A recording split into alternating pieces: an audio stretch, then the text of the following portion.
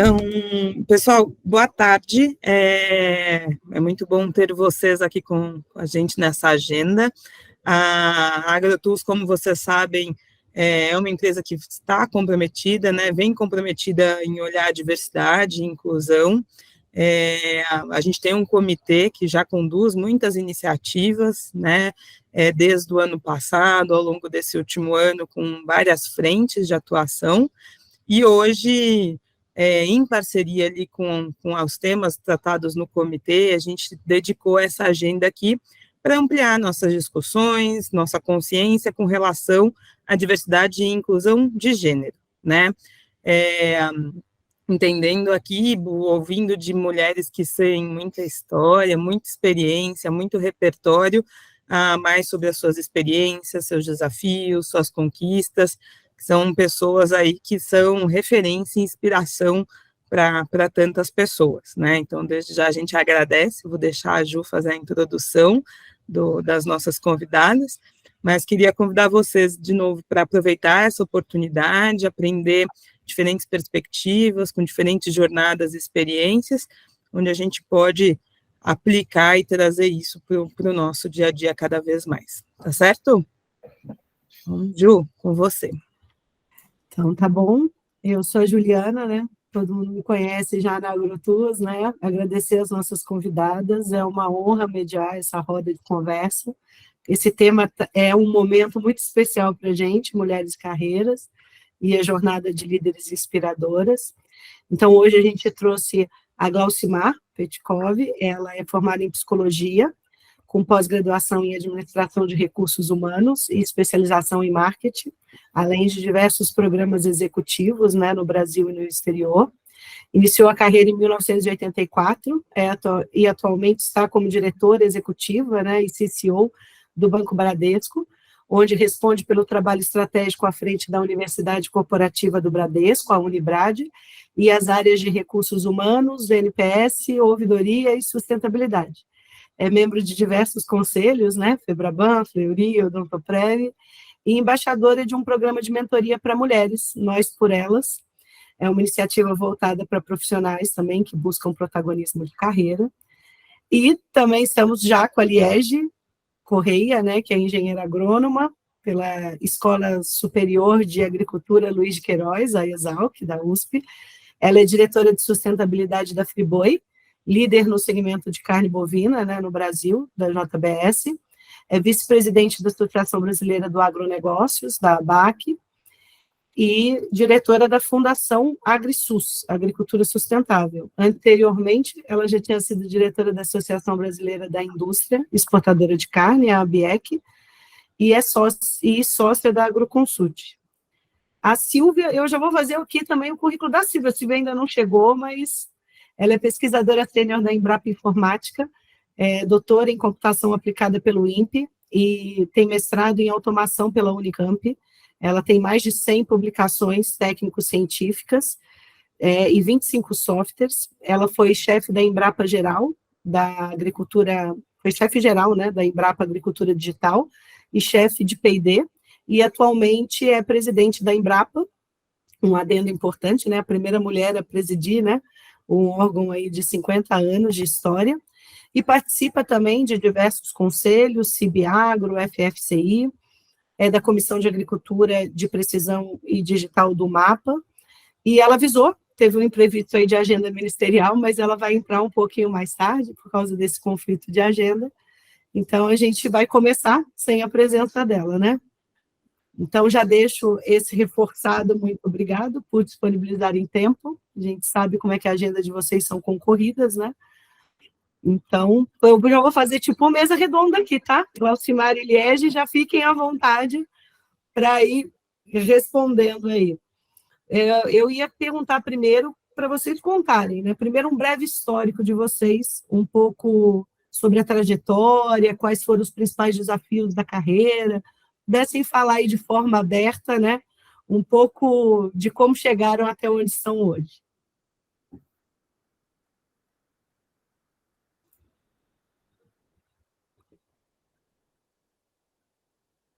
Glaucimar, você me ouve? Eu estou ouvindo, eu estava só sendo gentil, mas então eu começo, não tem problema. Gente, muito boa tarde, muito obrigada, Juliana, obrigada a todos vocês por estarem aqui, por a gente estar falando aí, né, com um time extremamente forte, né, da Agultus, que tem feito tanta diferença e que a gente está se aproximando, né, cada vez mais, e é muito, eu particularmente tenho muito prazer em trocar experiências, porque sempre esse foi um formato de troca de vivências, de verdades, né, de uma forma extremamente genuína, de experiências. Então, assim, quando a gente fala, minha carreira, eu comecei a voltar da agência de publicidade, percebi que o meu caminho seria estar lidando com gente.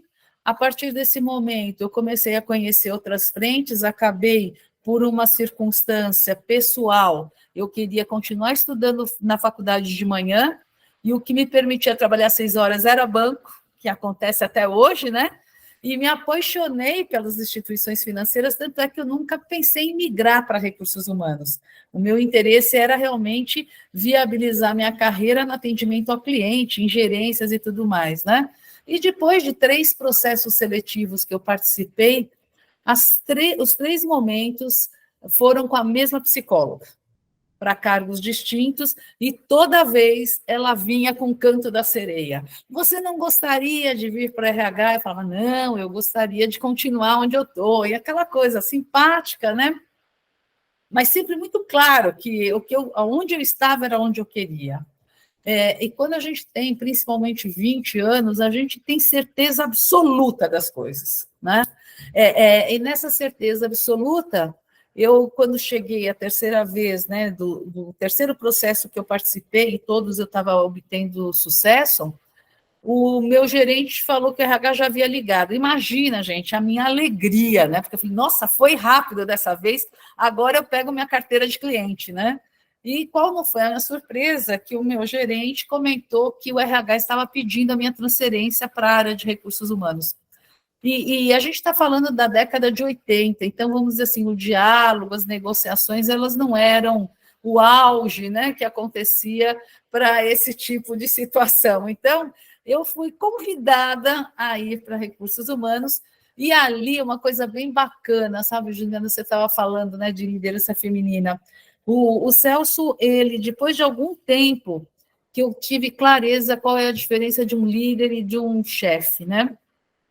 Como ele viu o meu inconformismo com essa transferência, ele garantiu o seguinte: vá lá, eu vou fazer de conta que você saiu de férias, eu não vou te substituir durante um mês, e durante esse período você tente descobrir se ali está te agradando, porque aí eu vou ter realmente argumentos para pedir o seu retorno. E ele fez isso na segunda semana, eu já liguei agradecendo, realmente a minha identificação com o RH foi total, né?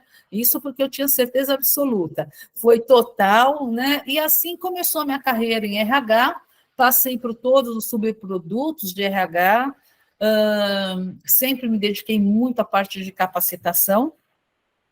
Depois eu tive experiência no marketing, tive experiência em compliance, eu fui tendo, o banco tem essa vantagem, ele consegue fazer com que a gente transite, né, por várias frentes. Passei por 4 bancos distintos e hoje é como você falou, estou aqui como executiva, como CCO, o meu trabalho ele é literalmente voltado às estratégias de negócio e pessoas, sejam essas pessoas funcionários ou clientes, dando sempre uma atenção muito grande. E o aspecto de diversidade, equidade e inclusão, ele faz parte de 2 frentes que eu tenho responsabilidade, então o prazer aumenta ainda mais. É o S do SD e é a parte de diversidade que está em recursos humanos. Então, a gente tem muitas frentes aí que endossam todo o valor e a importância de fortalecer realmente processos que até então eram visíveis, mas não tinham talvez a adesão ou a atenção necessária, e que hoje passam a ter, aonde a gente inclui, obviamente, o fortalecimento das lideranças femininas e assim como das mulheres. Então, rapidamente, eu diria para você que essa é uma história aí de muitas frentes, né? E por mais que o mercado, só para concluir, o mercado nos demonstra ao longo da jornada sempre desafios, um deles eu já vou sinalizar de cara, tá, Juliana? É o grande desafio da gente lidar com os nossos próprios preconceitos, o quanto a gente mesmo se pune, a gente mesmo se prejudica, e lembrando, né, que nós podemos ser o nosso melhor amigo ou o nosso pior inimigo. Eu diria que essa foi uma grande lição que, ao longo da minha carreira, eu fui aprendendo na prática. O quanto eu estava sendo amiga ou quanto eu estava sendo minha a inimiga. Então, é isso. Liege? Boa tarde, todo mundo que está com a gente aqui hoje. Glaucimar, eu estava sendo também dando a delicadeza de você falar primeiro, então acho que a gente ficou as duas aqui tentando, esperando a outra começar. Muito, muito legal ouvir o depoimento da Glaucimar sobre a carreira dela, muito interessante. Eu tenho uma trajetória, obviamente, diferente. Eu sou nascida em Piracicaba, e sempre a Exalc além de ser uma grande universidade, tem esse recurso turístico que Piracicaba a gente sempre cresceu dentro da Exalc, mesmo não fazendo Exalc. Minha família não tem nada com agro, mas eu sempre quis a área de biológicas, fazer alguma coisa nesse sentido, acabei fazendo agronomia, não me arrependo. Abriu muitos leques, acho que de contatos, de pessoas, muito mais do que a graduação em si, e as matérias e tudo que a gente aprende na faculdade, é muito mais a rede de contatos que a gente faz, e a diversidade começa ali, com a gente conseguir interagir com as pessoas diferentes daquilo que a gente daquilo que a gente aprende nas nossas origens. E aí eu acabei indo parar na área de pecuária, comecei já trabalhando com o indicador do boi da BMF, já ainda na Exalc, e o restante da minha trajetória acabou sempre caindo na pecuária.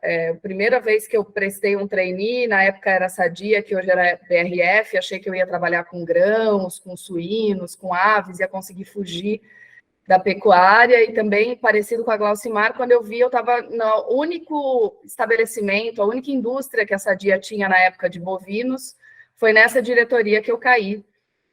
Então não conseguia fugir, e aos poucos eu fui me apaixonando por esse mercado da pecuária, e quando eu me dei conta, passando por carne bovina, exportação, trabalhando com pessoas que foram grandes líderes e inspiracionais, mas também sempre com uma referência masculina, né? Acho que o agro tem um pouco isso. Então, as referências que eu tive ao longo da minha carreira foram ilustres figuras, mas todas masculinas. Então, trabalhei com o Dr. Pratini de Moraes, que tinha sido o segundo ministro mais jovem da história, ainda na época da ditadura.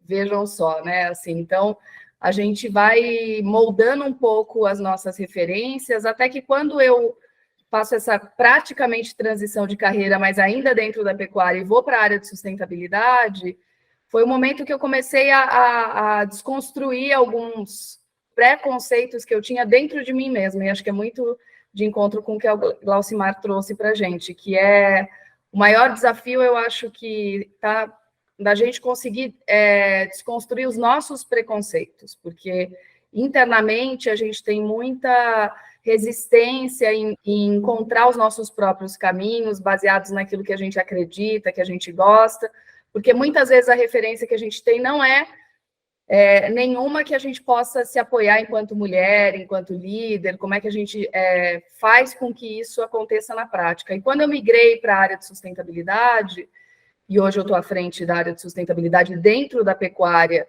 do Grupo JBS, que é uma empresa enorme, a maior empresa de proteína de alimentos do mundo, né? Passou a Nestlé no começo desse ano.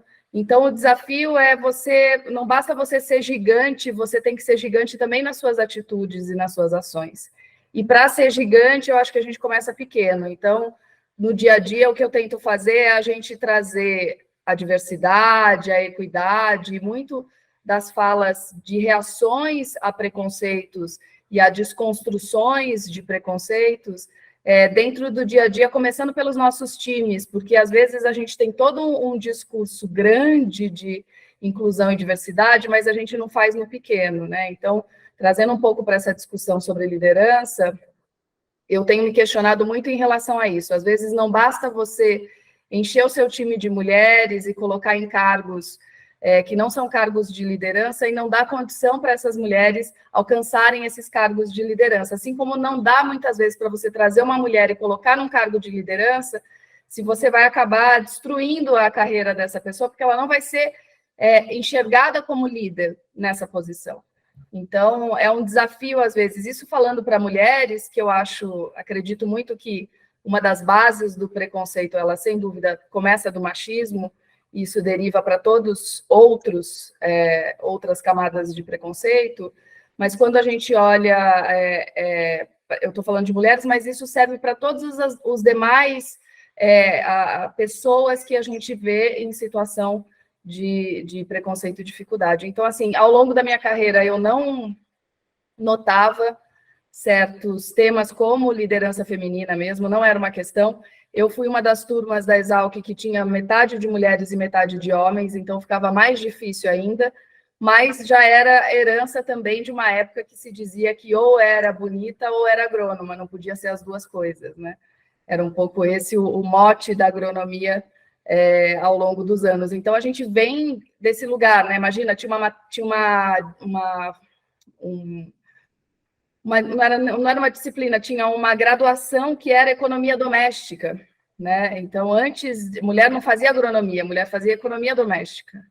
E a gente vem um pouco nesse caldo de cultura de não perceber essas nuances. E aí, eu costumo dizer que a gente não consegue desver depois de certo momento, né? Então, a partir do momento que a gente olha e abre os nossos olhos para certos temas, pautas e questões que estão aí, sempre estiveram, na verdade, a gente não consegue mais retroceder, né? Então, assim, eu sou muito grata à minha carreira, sou muito grata aos líderes e às inspirações que eu tive, mas também sou muito grata aos meus preconceitos que me fizeram enxergar possibilidades de cuidar deles.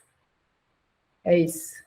Nossa, vocês deram aí um overview completo aqui. Eu tô pensando que vocês levantaram essa questão da inspiração, né? Tipo, ter uma referência ou não de inspiração e, de repente, de liderança feminina, né? Porque eu ia, assim, no decorrer, né, para a gente, vocês são inspirações, né?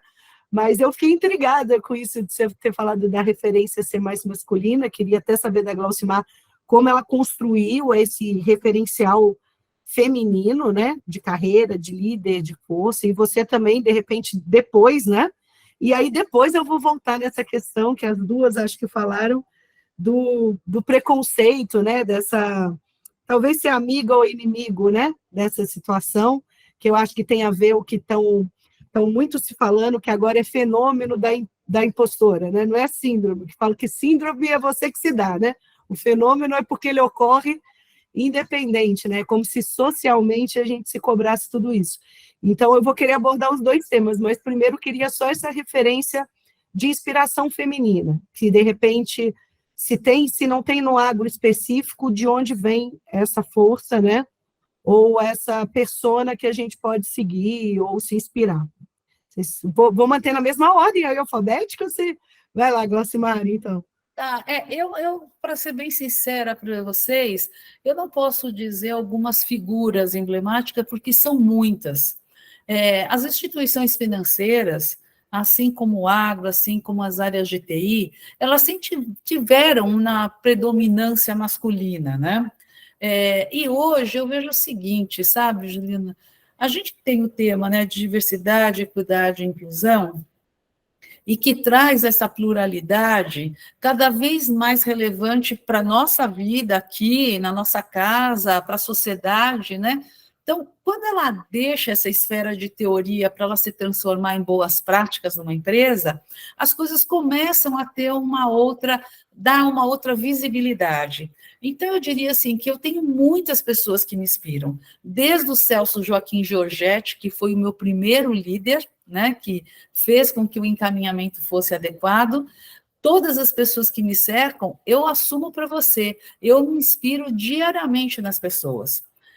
Quando a gente percebe que o fato de viver em sociedade significa resgatar uma competência que é praticamente primitiva, que é de colaboração, você aprende a todo momento, você inspira a todo momento, você captura exemplos a todos os momentos, né? E isso, eu acredito que faz com que as coisas aconteçam de formas distintas, né? A gente pode ter um convite para esse aumento do protagonismo feminino, e nesse ponto você acaba convivendo com um número maior de mulheres. E as mulheres, uma vez que elas ocupam maiores espaços, né, ou novos espaços de destaque em diversas áreas de atuação, elas vão se tornando inspiração. Hoje, eu acredito que, assim, cada uma de nós pode ou não inspirar.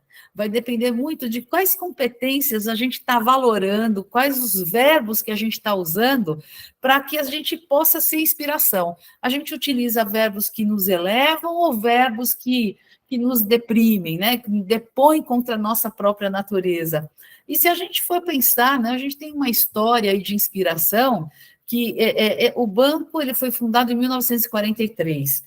Mas, historicamente, em 1930, as mulheres começaram a conquistar um espaço, mesmo que extremamente restrito, né, nas empresas, em função de toda a industrialização que a gente teve no país. Então, veja bem, para mim, essas mulheres já são inspiração.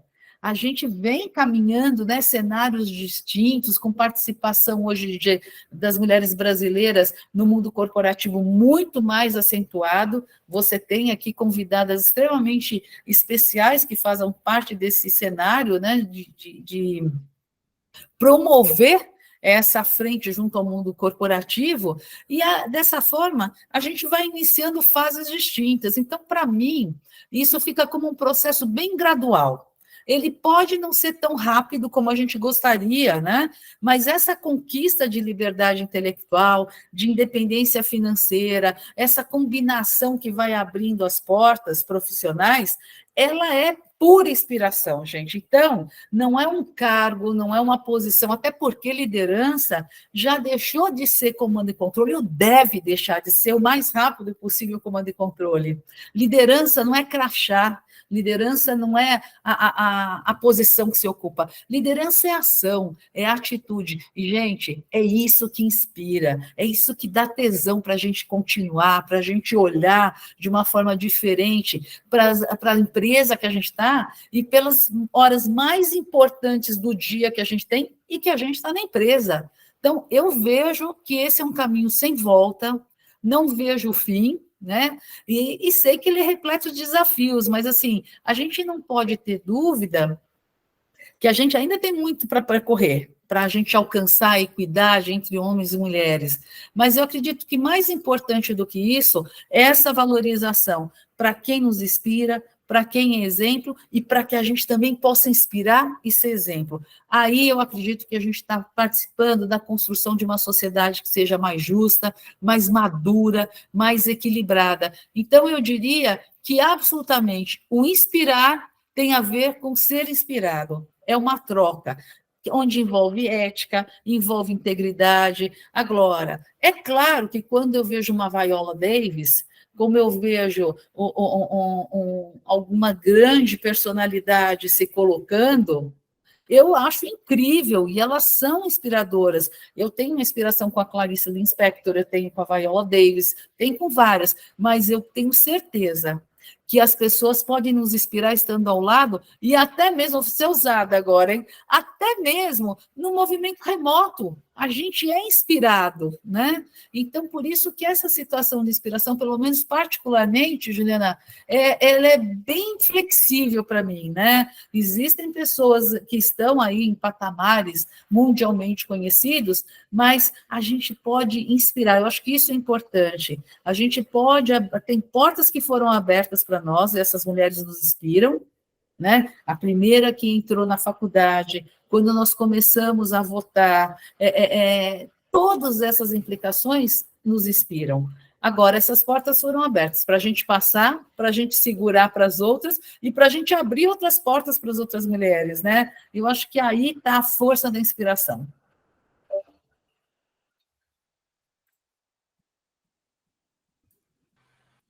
Eu estou nessa dúvida se volta para a Ju, se vem para mim, aí por isso que eu estou quieta também.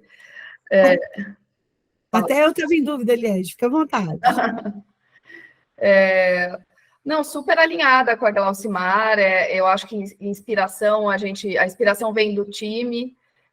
Quanto mais diverso o time que a gente tem, né? A gente hoje na sustentabilidade da Friboi, a gente está com quase 30 pessoas ali, é um time pequeno comparado aos mais de 250 mil funcionários que a gente tem pelo mundo, 150 mil no Brasil.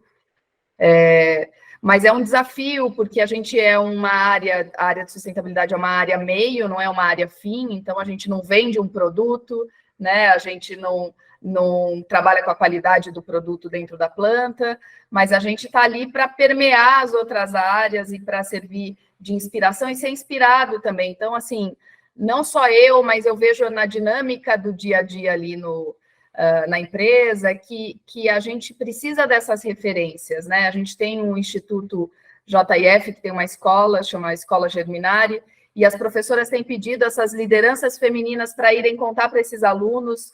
É um projeto de alunos a partir de 11 anos até terminar, e depois tem alguns cursos técnicos, mas essas alunas se sentem, às vezes, sem referência.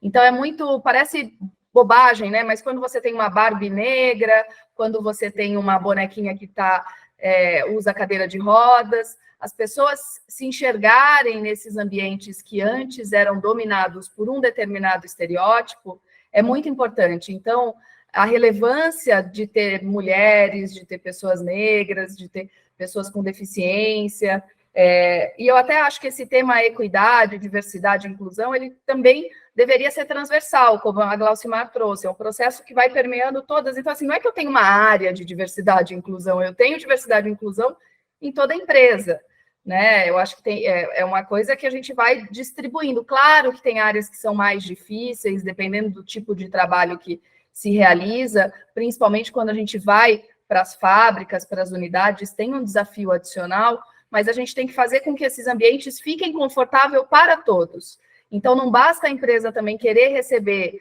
a diversidade se ela não está preparada para que esse ambiente seja diverso e confortável para essas pessoas. Porque senão a gente fica cumprindo só um número, né? Uma porcentagem. Mas eu também acho, ao mesmo tempo, que os extremos são importantes. Então, a gente está vindo aí de 2.500 anos de uma relação patriarcal que a gente tinha para ir para outro lugar. E a gente já avançou muito em 50 anos, mas a gente não pode esperar mais 2.500 para chegar do outro lado, né? Então, assim, é uma relação inversamente proporcional. Nesse sentido, às vezes os extremos, o ativismo, né, as bandeiras, elas são muito importantes. É óbvio que no ambiente corporativo é difícil você exercer esse papel e você ter essa possibilidade de ação. Mas quando a gente olha para a sociedade, a gente se inspira nessa sociedade que está puxando, às vezes, para extremos discordantes de nós mesmos, né? Então, eu vejo com bons olhos a discordância, com bons olhos as inspirações que às vezes são contrárias, são aquelas que deixam a gente incomodada, porque não faz sentido aquilo que a gente está lendo, parece que é uma coisa tão distante da nossa realidade, mas leva a gente para um lugar para pensar. Então, eu concordo, acho que a Glaucimar foi muito assertiva em dizer que a inspiração ela é horizontal, né? Ela não precisa ser vertical. E ela está também no dia a dia, assim, às vezes a gente coleta vídeos de pessoas da fábrica contando como que elas chegaram lá, que o sonho delas era ser supervisora e depois ser coordenadora e evoluir na carreira. E você vê essas mulheres que começaram de um lugar muito básico no sentido de oportunidades, mas que elas estão ali lutando para conseguir cada vez mais se equiparar. Então, de novo, eu acho que a gente se inspira de onde a gente vem, a gente se inspira com os nossos colegas, a gente se inspira com as pessoas que a gente tem o papel de influenciar. Liderança, eu também acho que é uma coisa que não pode ser imposta, a diferença entre líder e chefe, né, é muito diferente. Eu acho que o líder, ele inspira, ele é colocado naquele lugar, ele é desejado, ele é respeitado naquele lugar, e é assim que ele vai, ou ela, no caso, ela vai inspirar. Até a linguagem é difícil da gente adequar, parece bobagem, mas quando a gente fala boa tarde a todas e todos, né, tem gente que já fica um pouco incomodado, poxa, agora não sei direito como é que fala, qual que é o pronome, mas para aquela pessoa ouvir um pronome que a representa faz muita diferença, né? Então, é um pouco sobre essa ideia de comunicação não violenta, que o mais importante não é o que eu estou dizendo aqui, é o que vocês estão entendendo do outro lado, né? Então, é a mensagem que vocês captaram e não aquilo que eu estou dizendo. É isso. Nossa, perfeito. Antes de explorar mais pessoalmente vocês, né, que eu acho que as perguntas eram para essa linha, vocês estão dando tanta informação rica, estão me inspirando remotamente, Glaucimar, que eu já estou pensando como empresa aqui, quando eu ouço isso, vocês falarem um pouco como programa, né, de liderança feminina, sabendo que às vezes existe uma estrutura para isso, ou coisas que eu vejo como livros, ou movimentos de uma sobe e puxa a outra, sabe, coisas desse nível que estão acontecendo, que eu acredito que vocês estão muito mais engajadas, para passar para a gente também um pouco de conhecimento de um caminho, né? Um caminho de como isso funciona para a gente conseguir aqui, nossos comitês, né, aderirem. Você quer começar? Está querendo inverter a ordem, né? Senão eu vou ficar só copiando as ideias da Não, eu acho que esses comitês primeiro que eu acho que a equidade salarial, eu acho que começa um pouco por aí, né? A gente olhar dentro dos cargos, e obviamente que tem uma questão de tempo de casa, né? Nem sempre a equiparação é tão imediata e óbvia, mas fazer um primeiro estudo nesse sentido é muito importante. O segundo é sempre olhar para os números. Eu entendo que olhar para os números de mulheres na liderança, o número de mulheres nas funções que não são de liderança também, como que é essa divisão.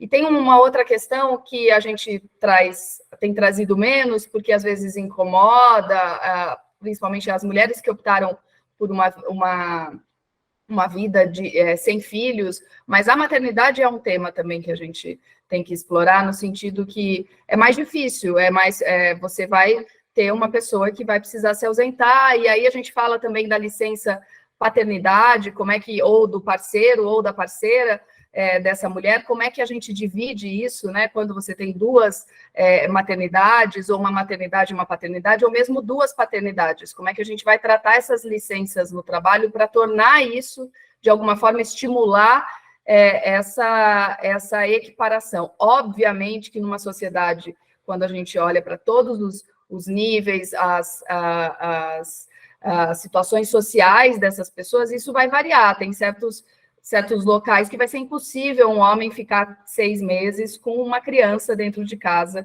cuidando, porque culturalmente isso não foi estimulado ali. Mas a empresa trazer essa possibilidade é um lugar para a gente olhar, né? Essa possibilidade do homem poder se ausentar durante esse período, ou mesmo uma licença parental dividida, é muito importante. E dar condições a essas mulheres, eu falo como mãe, tenho 2 filhos, a Malu e o João, Malu com 10 anos agora, João com 5, mas é um desafio. Eu mesma, por opção, por CPJ na época, mas eu não tive uma licença maternidade adequada, né? E aí você fica se questionando, outras coisas acontecem muitas vezes, mulheres entram em depressão pós-parto, porque tem uma cobrança, tem uma questão financeira, tem uma saúde a ser pensada, então Eu gostaria de que a gente pensasse nisso de uma forma, não como muitas vezes, né, a gente ouve no Dia das Mulheres, que a fala de alguns homens, ou até mesmo de outras mulheres, dizendo, eu gostaria de agradecer as mulheres, porque, afinal de contas, se não fossem elas, eu não estaria aqui, né?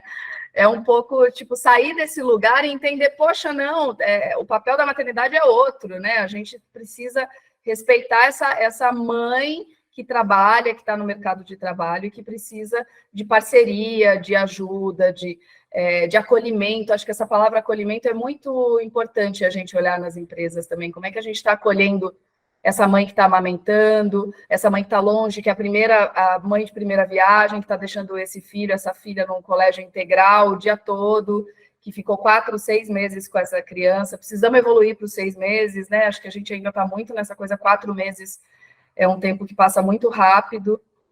Então, assim, acho que é uma das caixinhas para a gente olhar enquanto mulheres, e trazendo os homens, né? Acho que às vezes eu me vejo numa fala talvez muito feminista e até eu sinto que talvez esteja repelindo a parceria masculina muitas vezes, mas é o contrário. Acho que os homens precisam entrar nessa parceria e dividir essa agenda com a gente, mas precisa fazer sentido para eles, né? É um clique que no momento vai falar, nossa, realmente não tinha pensado que a mulher fica amamentando, às vezes, 1 ano e ela volta a trabalhar com 6, né? Como é que eu faço isso dentro da minha empresa? Não faz parte do dia a dia deles, mas é importante que vocês, homens, possam empatizar com essas questões também. Eu iria mais por esse caminho de olhar para os números, o que os números das empresas trazem, quem são as pessoas que estão aí, né? E para essas mães também acho que seria o que eu diria assim de caminho.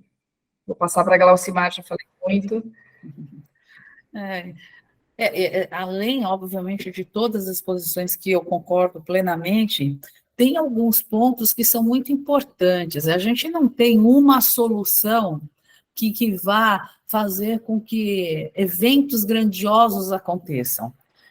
O que eu, pelo menos, acredito é que são várias ações que a empresa, na verdade, tem a responsabilidade de colocar em prática, porque, assim, aqui no Bradesco, nós somos 87 mil funcionários. Eu falar que eu não tenho diversidade é impossível. 87 mil pessoas, né? Então, o que a gente trabalha mais e com foco em como a gente está incluindo essas pessoas.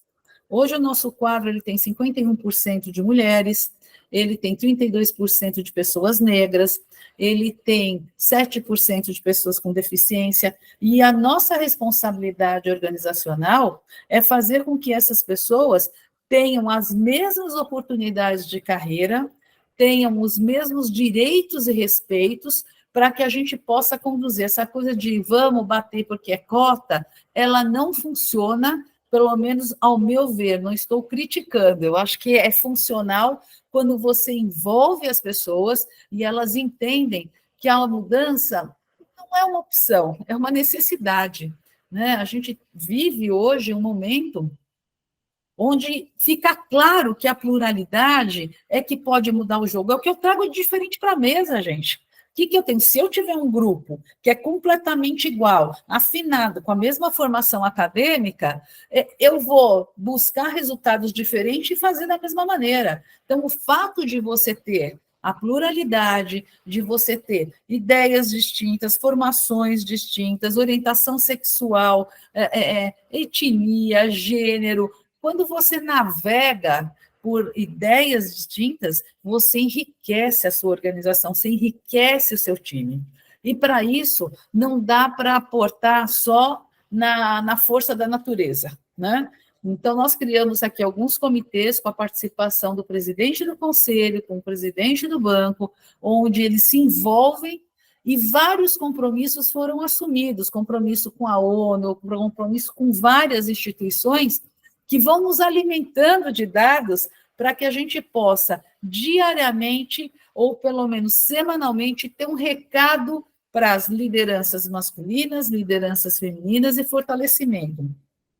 Nós temos grupos de afinidade, grupos de trabalho e alguns programas que duram 1 ano, onde todas as mulheres passam que são blocos de situações que o mercado, na verdade, traz como desafio, e a gente tem workshop uma vez por mês, de 4 horas, com essas lideranças, para ver como é que a gente tira isso, como é que a gente elimina algumas situações.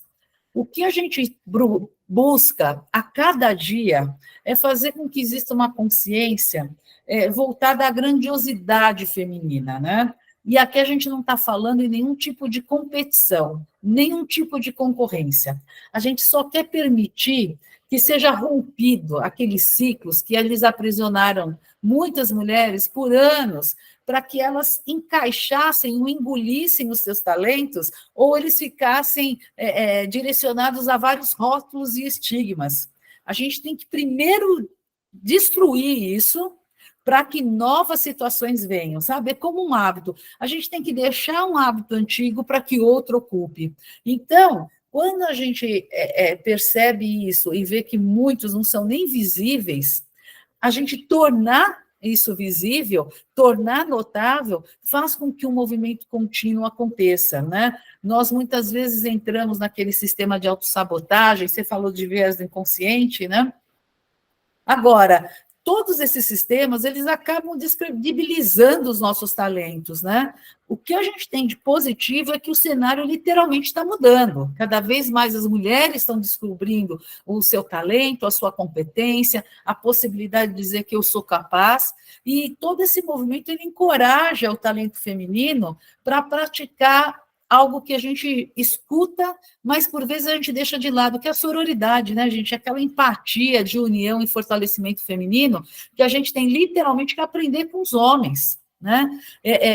Eu tenho o prazer de participar de algumas possibilidades extra-banco, como o programa Nós por Elas, que é um programa de mentoria, e isso faz com que a gente se inspire ainda mais para levar essas possibilidades de mudança. Você falou num sobe e puxa outra, a gente está no segundo volume eu tive o prazer de fazer o prefácio, e que diz isso, vamos aprender a trazer outras pessoas conosco, isso não importa, né, qual que seja a nossa frente de trabalho. Se eu pensar, eu comecei a minha carreira, já falei para vocês, praticamente entreguei a minha idade, né? Na década de 80. Então, assim, ali não se falava nos corredores do mundo corporativo diversidade, equidade, inclusão, essas terminologias não tinham. Era que isso aqui não é para menina ainda, né? O meu marido até lava a louça, o meu marido até toca a fralda. Hoje eu dou risada quando eu escuto uma coisa dessa. Meu marido até troca a fralda. É esquisito demais. Mas a gente tem aí um componente chamado história, que, na verdade, veio trazendo a postura masculina muito mais forte como decisiva, né? E a mulher como mantenedora. Para que a gente equilibre isso, várias ações são necessárias, inclusive a nossa ação. Eu falei que nós somos 87 mil funcionários, mas eu errei numa colocação e eu vou arrumar. Nós estamos falando de 87 mil famílias, porque todo mundo que vive algo aqui dentro, positivo ou negativo, esse é o perigo, leva para casa, né? Leva para casa. Então, a empresa, ela tem uma responsabilidade social muito grande, porque você está disseminando como tentáculos para as casas dessas pessoas informações, possibilidades, esperança, né, de transformação, porque hoje, mesmo quando a gente escuta, é machista, a minha empresa é machista. Gente, se você for olhar, o mundo tem essa característica. O que a gente precisa é pensar o seguinte, nós hoje, nós temos uma situação muito melhor do que as nossas avós, do que as nossas mães, no que diz respeito à representatividade do mercado de trabalho. Vamos fazer com que as nossas filhas, né, as nossas sobrinhas, as nossas netas tenham ainda possibilidades melhores, né? E sejam aí que a gente entre em equidade, que estava sendo dito, quanto isso é importante para que a gente mexa ponteiro. Eu não me ligo muito e me detenho quando sai, né, no Fantástico ou no Fórum Econômico Mundial, ou grandes pesquisas de que a gente precisa de 120, 132 anos. Acho que assim, a empresa pode pisar no acelerador ou não. Então, bora pisar nesse acelerador, todo mundo tem participação, todo mundo pode fazer essa diferença, acreditando nesses processos de transformação, né? Então, não tem uma atividade, são muitas, e aí aprender sempre, e eu volto a dizer, enquanto nós não abandonarmos nossos velhos hábitos, novos não entram. Então, aqui, quando a gente fala desse assunto, é um convite para que a gente revisite as nossas posturas. E isso não tem sexo, gente. Isso é todo mundo, está todo mundo junto, né? Nossa, perfeito. Eu notei aqui, a Liege falou da Malu e do João, né? Eu fiquei pensando, eu como mãe também eu era PJ, viu, Liege? Eu tive conturbações também, né? Eu tenho 2 meninas, a Laís e a Larissa, e ainda uma cachorra, né, enorme, que ajuda a minha vida diária. E eu queria saber isso de vocês, assim, se vocês têm alguma estratégia, algum segredo aí que equilibre bem essa vida pessoal e profissional, porque eu acho que esse conjunto, né, de várias jornadas da mulher é esse desafio, né? Casa, estudo e conciliar tudo isso com família, criança e carreira. Como vocês lidam com isso, né, hoje? Vou de novo, a próxima a Glaucimar começa, porque tá ficando...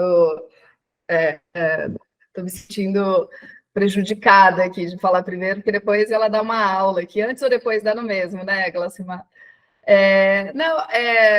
Muita ajuda, eu acho que essa colaboração, né, uma coisa que as mulheres sempre tiveram, historicamente, foi a colaboração. Então, tem muito essa questão quando você tem mãe que pode ajudar, tia, e as pessoas que você acaba contratando quando você pode fazer isso para te ajudar também, que são pessoas que passam a ser laços de confiança, e que é um grande desafio. Eu me questiono diariamente a questão, como é que é essa visão da empregada doméstica, ou mesmo da babá, porque a parte mais importante da minha vida está dedicada a essas pessoas.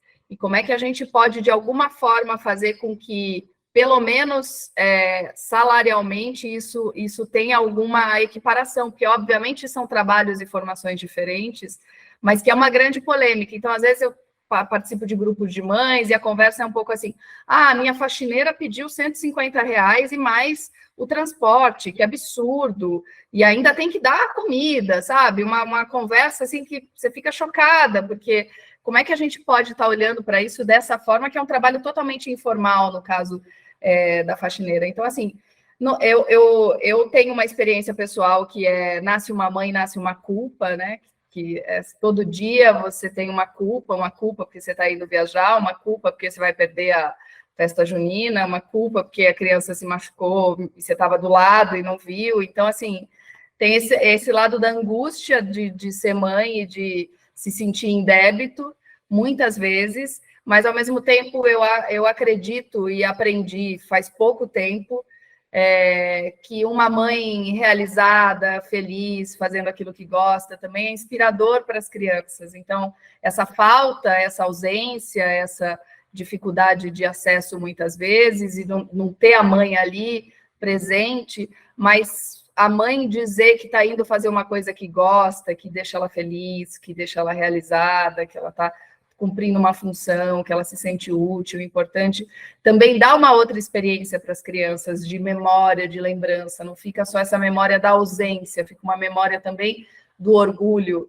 de se fazer parte dessa estrutura, dessa família que tem essa mãe, que tem essa mulher que faz desse jeito. Então, é um pouco um equilíbrio, né? Tentar fazer... Uma coisa também que eu tento é muito ficar no momento presente. Então, assim, se eu estou aqui conversando com vocês, eu estou aqui conversando com vocês. Se eu estou com as crianças, eu estou ali conversando com as crianças. Essa coisa de tentar fazer as duas coisas ao mesmo tempo, você não está nem ali nem aqui.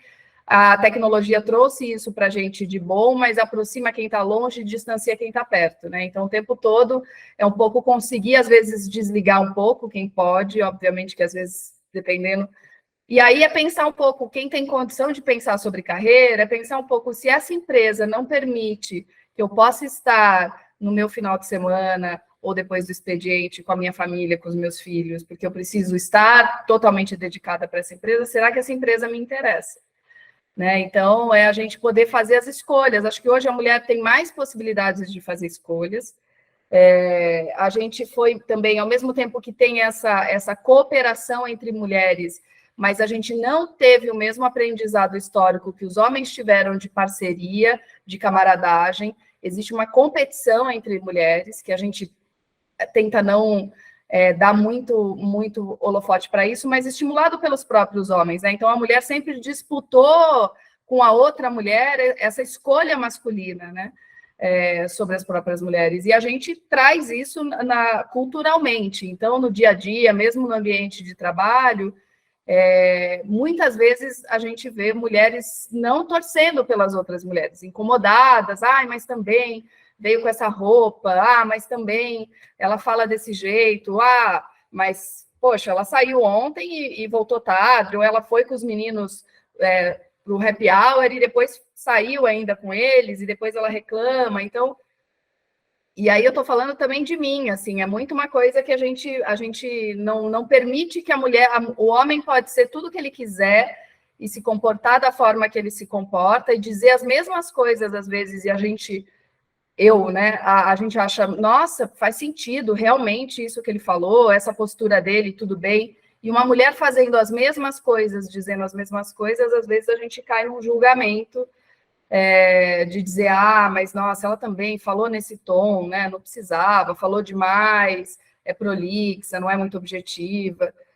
Então, acho que vai um pouco por aí, assim, a gente acho que precisa contar com ajuda, precisa contar com apoio, e precisa tentar se colocar no lugar da outra pessoa que está naquela situação para se dividir. Eu, muitas vezes, se um dos meus filhos está doente, eu não vou trabalhar de manhã, ou vou mais tarde, ou vou levar ao médico. Precisa ter essa cooperação da equipe também olhar para isso como uma coisa natural, né? E não um problema, uma falta, uma incompetência pelo fato da mulher precisar fazer esse papel muitas vezes. E poder contar com os homens, poder contar, no meu caso, com o pai das crianças também, para a gente dividir essas funções, é muito importante. A gente conta com uma rede de apoio, entre elas, às vezes, pessoas que a gente precisa contratar e pensar aí como contratante na saúde e em como essas pessoas se encaixam nas nossas vidas, porque é isso, o trabalho doméstico, existe um não remunerado, que é o que as mulheres muitas vezes exercem nas suas casas, e alguns homens também, às vezes é dividido, e existe o trabalho remunerado, mas é um trabalho extremamente íntimo, porque ele passa a fazer parte do dia a dia de uma intimidade, de uma família, de questões ali que você remunera, obviamente, uma pessoa pelo trabalho, mas tem que tomar um certo cuidado do quanto essa informalidade na relação não traz, às vezes, um abuso pelo trabalho da outra pessoa, seja de horário, seja de pedidos que não cabem. Então, é um lugar difícil de regular, porque não existe, né, um sindicato que vá bater na porta da tua casa e vai te colocar numa situação desagradável que vai fazer a empresa retroceder. Então, assim, eu me preocupo muito com isso. Como é que eu divido, estando fazendo o que eu quero, o que eu gosto, onde eu estou, deixando os meus filhos, às vezes, sob os cuidados do pai, mas às vezes sob os cuidados de outras pessoas que também têm filhos, que também têm casas, que também têm famílias, né? E a gente precisa tentar dosar isso sem impor uma condição de subjugar as outras pessoas, assim. Câmbio. Boa. Dentre tudo o que foi dito, né, eu acredito que na minha vida eu fui aprendendo como eu aprendo hoje, aprendo a todo momento, né?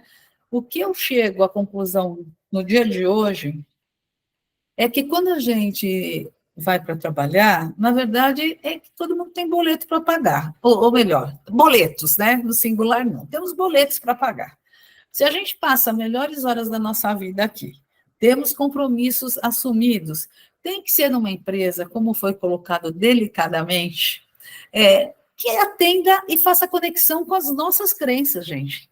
a gente tem que entender que quando a gente fala de ter propósito, a gente está falando de como estão as nossas crenças e os nossos valores. Se elas estão muito distintas do que a organização oferece, eu diria claramente, é hora de olhar o mercado. Eu acho que esse é um ponto muito importante.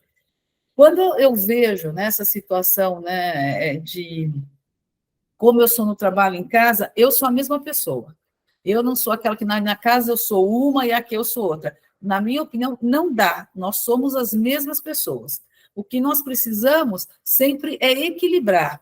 E com o tempo eu fui aprendendo algumas formas de fazer isso. Eu vejo quais são os maiores fluxos que eu tenho no mês, né? Por exemplo, eu sei que a primeira semana nas redes de agência é pagamento de aposentado. Então, a gente vai ter muitas situações de ouvidoria, de reclamação. Então, eu já deixo mais livre para isso. Então, eu vou ajustando a agenda, deixando prioridades mediante aos períodos, e não as minhas prioridades. Eu olho o sistema inteiro, o que ele vai mais necessitar de mim, para que eu não precise ficar aqui durante mais tempo do que é necessário. Então, acho que isso é muito importante. Eu levei um tempo para aprender isso. Pode parecer uma coisa simples, mas a gente sabe aquela listinha que a gente faz? Ah, hoje eu vou fazer essas 5 coisas. Acaba o dia, você não fez nada e parece que carregou pedra, né? Então, assim, essa maneira de você ajustar a agenda, ela é muito importante, porque principalmente as mulheres, nós temos necessariamente a nossa segunda jornada. Essa segunda jornada, ela passa alguns recados que a gente tem que ouvi-los. Porque o que acontece? O fato da gente estar cansada, porque a gente tem 2 jornadas, chega um final de semana, tem um feriado, as crianças vão para a casa dos avós, tal, você dá aquela descansada e você começa a semana falando, nossa, como eu estou bem. Agora, quando você, com as suas jornadas, quando a gente, né, com as nossas jornadas, a gente vê que está dormindo 8 horas, dormiu mais no final de semana, foi um final de semana agradável, e você chega na segunda cansada, a gente está caminhando para a exaustão. E a exaustão é muito perigosa, principalmente para a mulher, porque como nós temos naturalmente essa, que eu estou chamando de segunda jornada, a gente acaba extrapolando naturalmente, né? Isso até para quem não tem filhos, porque aí tem que fazer um mercado. Você sempre tem alguma coisa para fazer. É impossível. E algumas situações a gente tem ainda a faculdade, tem a pós, né, tem o MBA. Então, eu vejo que um cuidado especial é como a gente faz essa transição de agenda, não ficar acreditando que a gente em casa é de um jeito, aqui a gente é de outro. Nós somos um ser único. O que vale é como a gente equilibra essas nossas situações para que a gente, na verdade, não é que a gente sobreviva, é que a gente viva bem. A gente tem que cuidar da nossa saúde. Sabe aquela coisa, né, do voo, que eu espero que ninguém passe, inclusive eu, que fala que qualquer situação, câmeras de oxigênio, máscaras de oxigênio cairão, aquela coisa. Sempre eles falam que a gente tem que colocar a máscara primeiro na gente, olha eu colocando a máscara aqui, primeiro na gente e depois quem está do lado. É isso, se a gente não cuidar de cada um, se nós não cuidarmos de nós, eu não acredito que a gente esteja na melhor forma para acreditar que a gente possa auxiliar e possa dar o nosso melhor para quem está do lado. A gente tem que estar bem. E, por vezes, a gente abre mão, né, de muitas coisas, acreditando que isso vai nos tornar mais presente. Aí vem um ponto, quando a gente está com alguém, a gente tem que estar com essa pessoa, se é com marido, é com marido, se é com filho, é com filho. Se é durante essa nossa conversa, eu debrucei os 2 celulares, porque às vezes a hora que ele pisca, eu, opa, já olho. A gente tem que aprender a ser íntegro aquilo que a gente está fazendo, intenso naquilo que a gente está fazendo. E isso dá muitos ganhos, porque a gente começa a se autorregular, né? Como é que a gente vai fazer? E eu não estou querendo fazer nenhuma proposta aqui para que a gente crie regras na nossa vida, não. O que eu estou comentando é que existem alguns padrões de comportamento que nós podemos, sim, administrar e gerenciar de uma maneira que a gente não saia com o sentimento de ter carregado pedra. O nosso dia a dia, ele tem desafios independente daquilo que a gente faz. Ah, um aprendiz, a vida é mais fácil. Não é, quem falou que é? Não é. Cada um, mediante o seu repertório, a sua vivência, tem os desafios pertinentes àquela faixa etária, àquele momento que vive. Então, essa situação da gente respeitar o nosso tempo, ele é muito importante. E eu vou ser um pouco ousada no que eu vou falar. Eu acho que quanto mais a gente administra e exercita se respeitar, mais a gente respeita o outro. Porque, obviamente, são circunstâncias que a gente vai exercitando. O que eu não faço para mim, dificilmente eu vou fazer para o outro. A não ser que seja uma relação realmente onde eu acabo doando mais do que recebendo. Gente, tem uma hora que a conta chega. Quando a gente só doa, tem uma hora que a conta chega. E a gente pode evitar isso. Vocês vejam, o número de burnouts nas mulheres, ele é muito grande, por causa dessa exaustão também, por causa desse movimento. O trabalho colabora de uma forma muito significativa para isso. E a gente tem que se prevenir. Eu não estou falando que a gente tem que reduzir jornada, que a gente tem... Não, a gente tem que começar a administrar de uma maneira mais sequenciada e orquestrada a nossa agenda mediante as necessidades que a gente tem. Eu falo assim, Juliana, que no seu mês, qual é a semana mais comprometida? Ah, deixa eu ver. Ah, não tem todas sendo iguais. Não. Procura que tem uma que o bicho pega. Nessa que o bicho pega, a gente tem que realmente aliviar um pouco a agenda, não marcar muita coisa, para que a gente possa ter respiro, né? Para que a gente possa oxigenar. E eu acredito, assim, gente, que nisso, esse lado de ter um ambiente menos tóxico, mais saudável, a gente, se possível, né, dormir às 8 horas por noite, ter relações assim, mais saudáveis, a gente faz bem para nós mesmos. Olha só, a tábua de vida está aumentando. Então, aqui, olha, pelas pessoas que eu estou vendo, tem gente que vai passar do 100 aqui. Então, tem que estar bem, a gente cuida agora, não é quando a gente já tem mais idade, é agora. E isso tudo implica em como a gente está equilibrando essa nossa situação de vida familiar, vida social e trabalho, né? É mais ou menos isso. Perguntei essa como dica, viu? Quem trabalha comigo deve estar rindo, falando que a aula é para a Juliana, mas eu já aprendi. Não, eu acho que Nada, viu, Ju? é o desafio contínuo, né? Pelo menos para mim, né? Esse equilíbrio. Cada desafio eu talvez tenha que me reequilibrar novamente, né? E fico nessa busca. E eu ia até falar que eu encontrei, acho que na meditação, essa vibe do momento presente, de sair dessa loucura de querer fazer tudo ao mesmo tempo, né?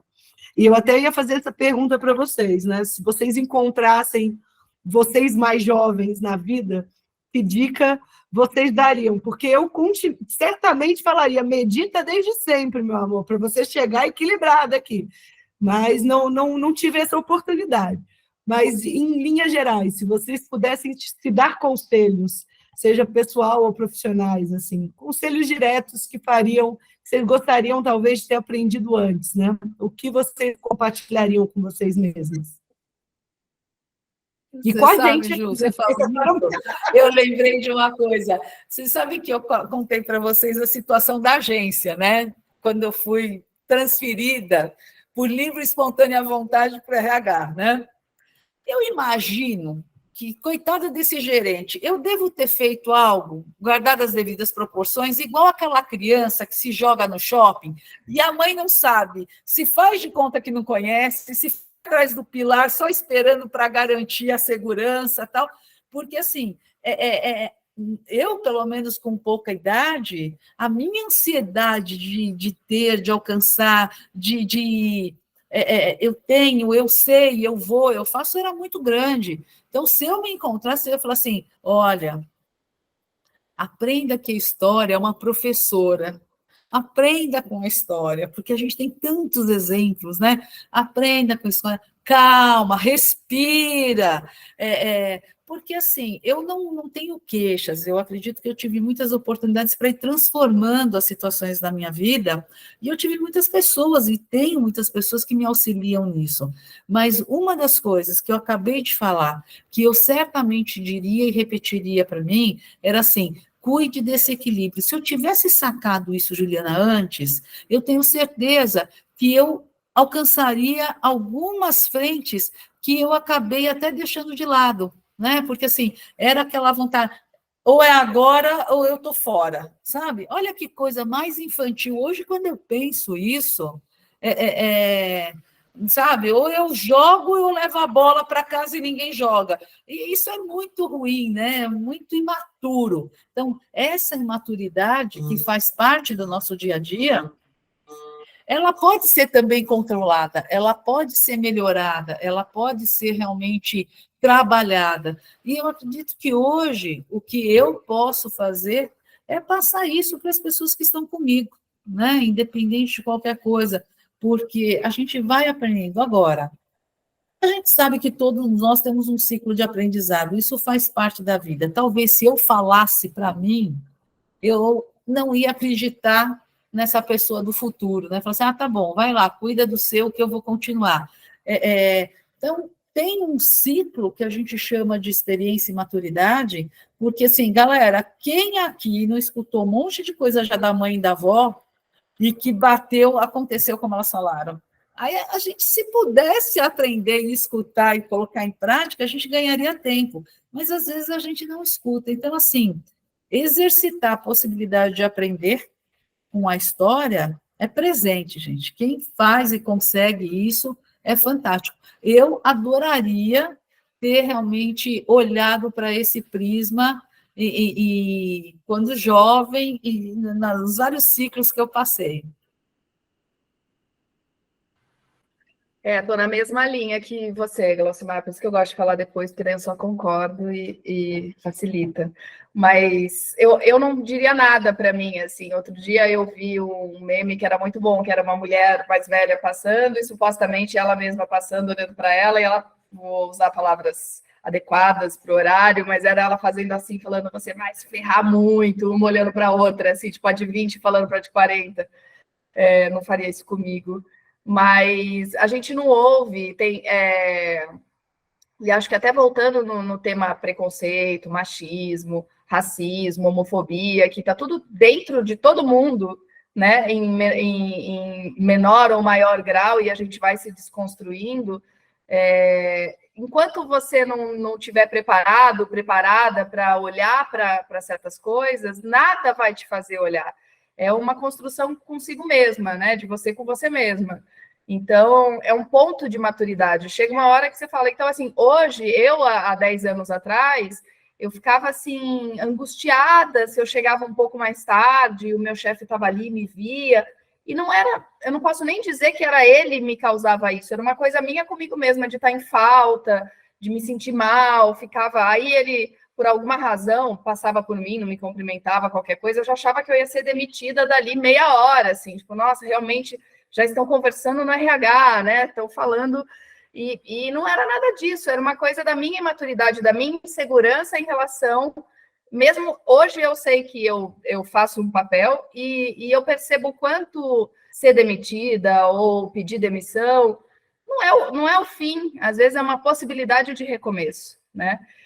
Ou porque você não se encaixa com a empresa, ou porque a empresa também não se encaixa com você. E muitas pessoas que já trabalharam comigo, pessoas que trabalharam nos times, eu vejo que é uma dor naquele momento de desligamento, mais até do que uma questão financeira, mas a vida da pessoa era aquela empresa, era aquela cultura, a cultura da empresa ela levou para ela, e é muito duro esse processo de desligamento. Claro que tem questões de ordem financeiras e tudo mais, mas essa conexão de a empresa é tudo para mim, o trabalho é tudo para mim, eu não tenho mais nada, eu não sou nada, isso vale para relacionamento, isso vale para outras coisas.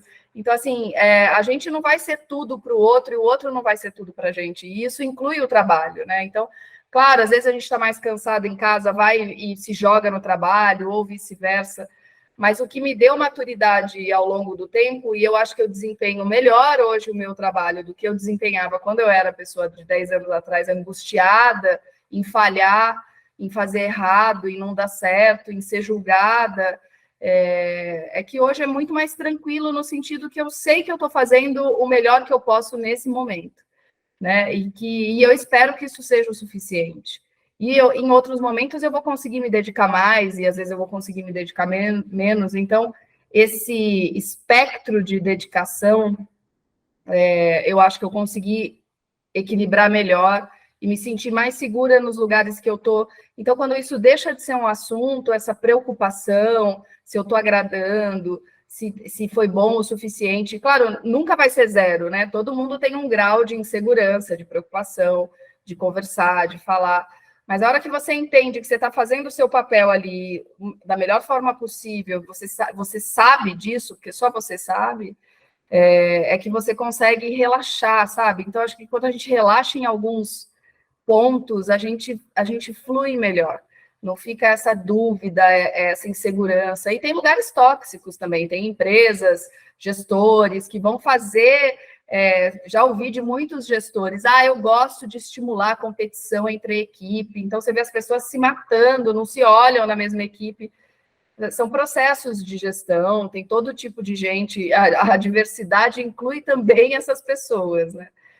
Nos ambientes diversos, em certo sentido. Então, é isso que eu acredito. Agora, não tem nada que alguém do futuro possa dizer para alguém, para si mesmo no passado, que vai fazer sentido só na hora que for para fazer sentido, sabe? E aí eu vou falar, pô, também, que é a história da mãe, da avó, da tia, que falou, e a gente falava, imagina, nossa, que bobagem isso que ela está falando.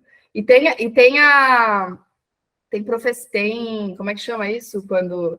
Esqueci agora, tem praga de mãe também, tem que tomar cuidado com isso. Mãe, vó, joga praga, depois pega, é horrível. Então, tem os avisos que depois fazem sentido, tem a praga, que você não pode deixar pegar. Você tem certeza que é isso que você quer, vai nesse caminho, porque às vezes nem a praga da mãe pode afetar.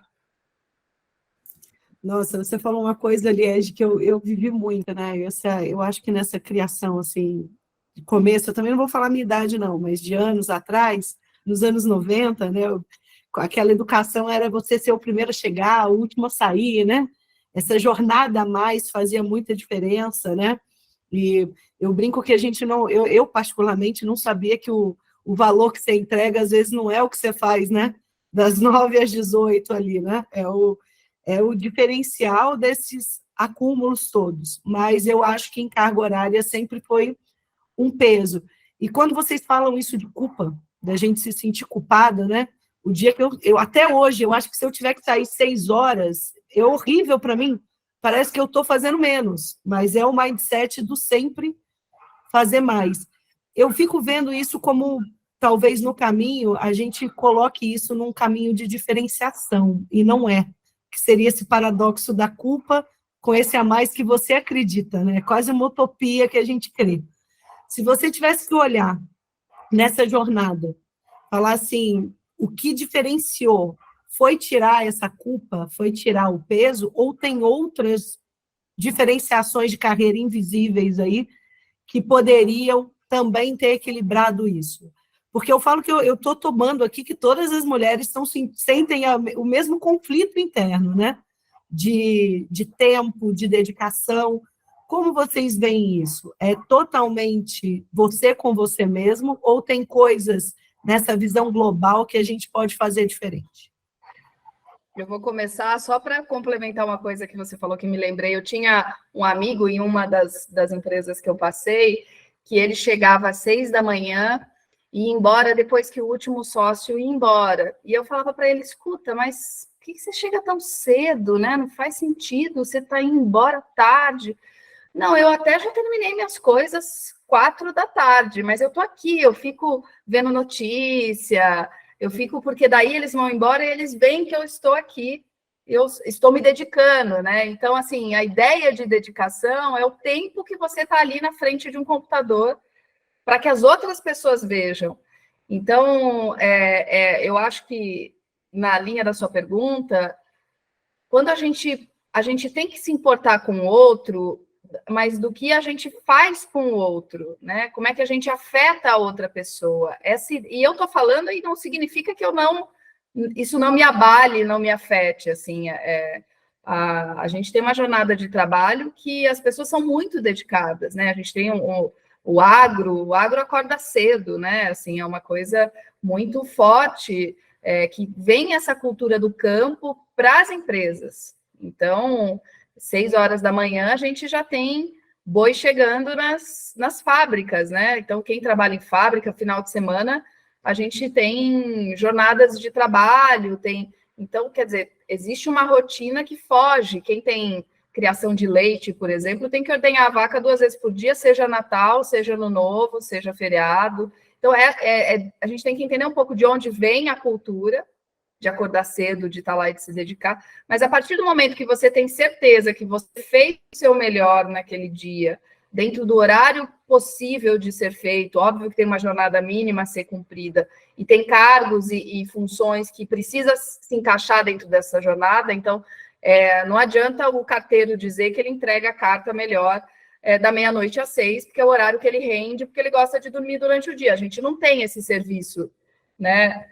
Então, a gente tem que se adaptar a um horário comercial, a um horário de serviço, mesmo eu sabendo de muitas pessoas que são notívagas, que adoram trabalhar à noite, que rendem melhor à noite, que adorariam poder dormir até as 10 da manhã, e talvez seriam melhores funcionários se pudessem exercer o seu ponto máximo de criatividade num outro horário. Então, tem trabalhos que essa flexibilidade é possível, o sistema híbrido, o sistema remoto também trouxe essas possibilidades para a gente pensar, e tem trabalhos que não são. Mas dentro da regra do jogo, da empresa que você está, do lugar que você está, se você tiver certeza que você fez o melhor, então é você com você mesmo. Eu acho que é um pouco esse o game, porque no fundo, quando a gente levanta e está se sentindo julgado, porque as pessoas estão olhando, é um pouco constrangedor, é conseguir chegar num nível de dizer: não importa, porque eu sei o que eu rendi, o que eu fiz, o que eu entreguei aqui. Então, se esse olhar é assim, é assado, não muda. Agora, muitas vezes é uma venda casada quase, porque você levanta, você sabe que você está indo, deixando coisas por fazer, e aí esse julgamento pega para você e você se sente mal. Então, fica uma mistura de estou desconfortável com o ambiente, mas eu também estou desconfortável comigo. Então, a partir do momento que você consegue equilibrar em ficar confortável com que o seu rendimento foi o melhor, essas opiniões, esses olhares, esses questionamentos são diferentes. E muitos trabalhos e funções, a gente acaba ficando disponível muitas horas depois, né? Assim, eu gosto de responder mensagem assim que eu recebo, independente do horário. Eu não consigo só ver, porque depois eu sei que eu vou esquecer, que a mensagem vai se perder se eu não responder na hora. Então, eu fico disponível. Não é um pedido da empresa. Eu poderia ser disciplinada, que eu acho que é o que mais me falta, que é a disciplina, e no outro dia, às 8 da manhã, e responder aquelas mensagens e não ter respondido à noite. Mas aí eu acho que vai de cada um. Um pouco isso. Eu assumo para vocês que eu não trabalho nada bem com culpa. Isso não funciona comigo. Nossa, isso acaba comigo. Então, por muito tempo que eu lutei, porque eu ficava angustiada para ir no médico, gente, era uma coisa, né? Precisava estar mal mesmo para ir. Então, assim, hoje eu digo que eu não trabalho bem com culpa. Isso, assim, é uma coisa que ficou claro para mim. Eu tenho que escolher, tenho que ver qual é o caminho, e aí eu vou seguir. E dentro disso, tem algumas situações que sempre me ajudaram, né? Eu comentei da Clarice Lispector, tem uma frase dela que diz que a grandiosidade da vida é lançar-se. Eu acredito que 2 situações que a gente vive no ambiente corporativo é esse da culpa mesmo, e é o medo. E quando eu escuto uma frase dessa, que a grandiosidade da vida é lançar-se, eu vejo que isso é movimento, né? Um movimento a nosso favor, é movimento em prol da coletividade, e essa força, ela está com a gente. O que a gente precisa entender é como que nós vamos fazer com que esse transporte aconteça para que a gente viabilize algo que eu acho fundamental, para que não seja um medo paralisante, porque medo a gente sempre tem. Vou atravessar a rua, opa, tenho medo de ser atropelado. Então, eu olho para a direita, olho para a esquerda, né? E como é que isso funciona? Para mim, é muito da autoconfiança que a gente vai alimentando. Por muito tempo, ela foi vista, né, como uma característica mais masculina, só que também há muito tempo as mulheres descobriram a força dessa potência, né, dessa autenticidade, do que a autoconfiança pode proporcionar para a gente, quantas perspectivas são abertas quando a gente está no momento de autoconfiança, e que isso não é nenhuma competição, né? É quando a gente reconhece a qualidade da nossa entrega, a nossa necessidade, e vê o que vai ter ganho para que eu possa optar. Porque, assim como ter culpa, outra coisa que é muito ruim, gente, é quando a gente não fala aquilo que a gente quer e a gente fica com aqueles diálogos acompanhando a gente durante o jantar, à noite, e pasmem, a gente dorme ainda. Por que eu não falei isso? Eu tinha que ter respondido aquilo. E no dia seguinte, você está lá no banhão, tal, você ainda está remoendo aquilo. Essas coisas são muito prejudiciais para a nossa vida. Então, assim, tem um determinado momento que eu acredito que a gente tem que decidir.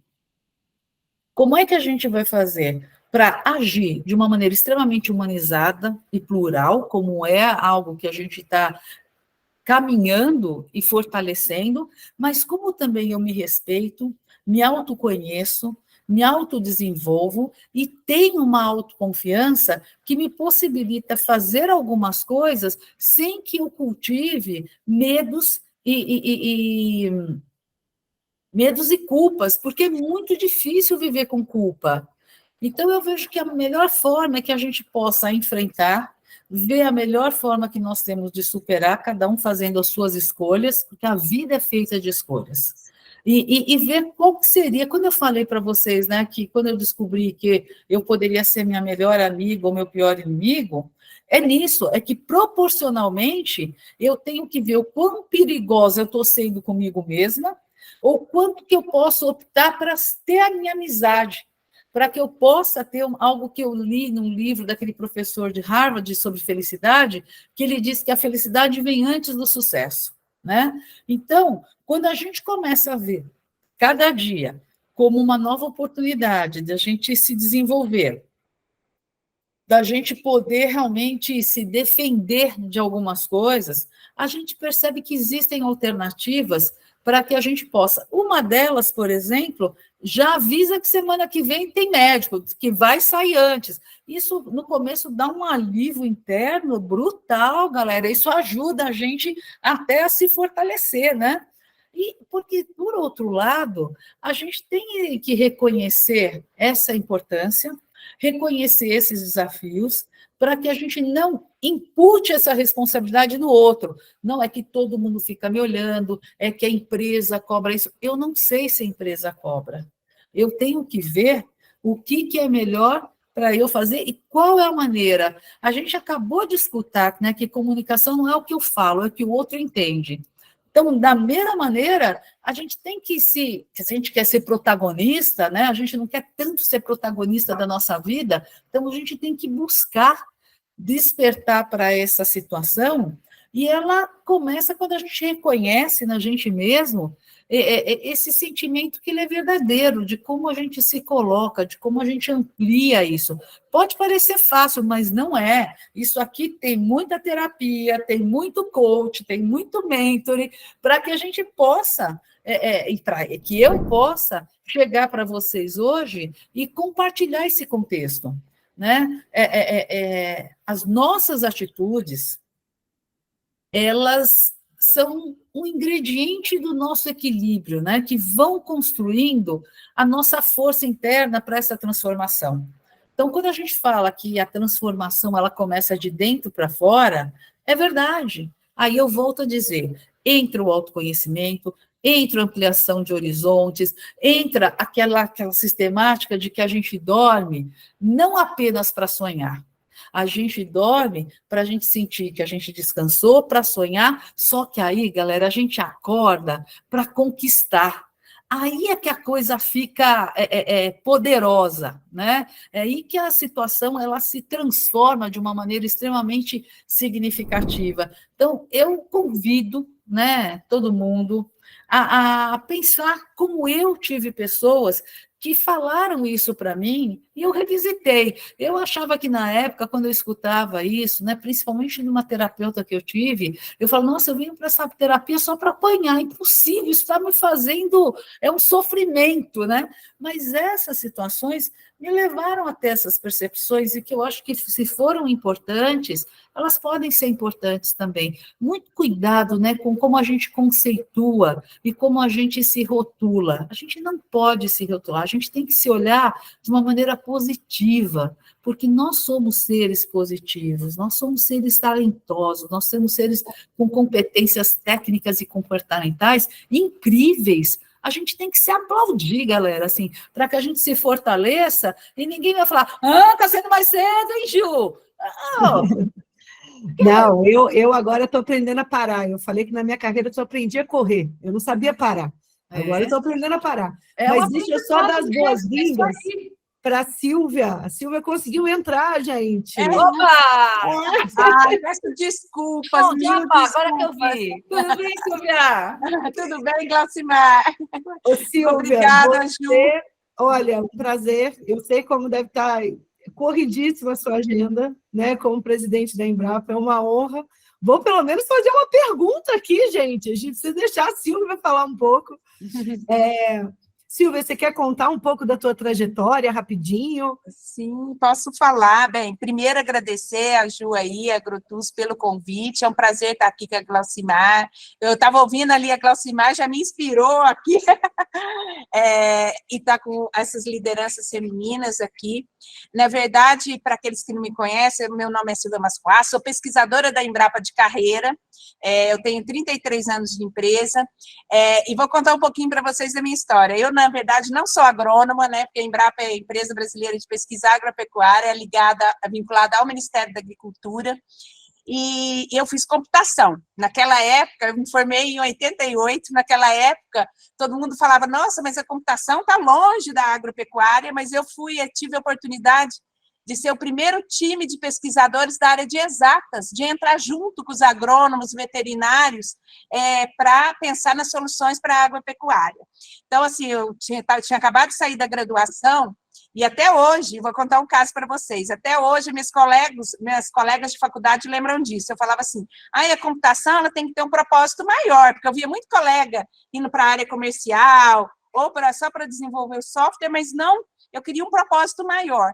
E aí eu tive a oportunidade de fazer um estágio e conhecer um projeto que, na época, olha só, em 88, já chamava Projeto Fábrica de Software, que era uma parceria que a Embrapa tinha, era o CTI, o Centro Renato Archer, que é ligado ao MCTI, que é lá em Campinas, né? E, na época, o Banco do Brasil, para fazer uma fábrica de software, naquela época, que era uma fábrica de software na área agrícola e outra na área financeira. Então, eu vi ali, eu falei, nossa, deixa eu entender isso. E aí eu vi que a computação ela poderia ter um propósito muito maior, primeiro, numa empresa de pesquisa, de ser o terceiro pilar, junto com a teoria e experimentação. Quer dizer, lá na frente, né, a gente poderia estar usando, que é o que está acontecendo hoje, 30 anos depois, a computação como terceiro pilar aí da pesquisa científica, né, que antes era baseado muito na teoria e experimentação. Então, a computação hoje é o terceiro pilar da pesquisa científica. E também eu vi como a computação poderia melhorar o arroz e feijão que a gente come. Então, eu vi aquele propósito maior. Eu falei, gente, é aqui, nessa empresa.